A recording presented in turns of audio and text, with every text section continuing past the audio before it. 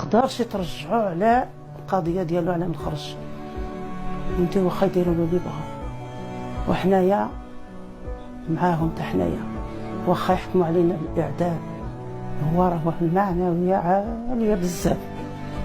كان كيوصيني عندك الوالده ديالي تسمع الاحكام وتبكي عليا ولا صغرت، ولكن ما صبرتش بكيت.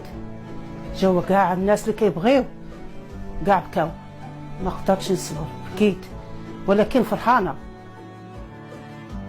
عرفت اخي النصير ديالي واخا عزيز عليا ما قدرتش نفرقو، اختارش ننساه، ولكن شكون اللي غينسى ولادو؟ تا واحد. لا حنا ماشي انفصاليين، حنا مغاربه، خليهم يقولوا حنا انفصاليين.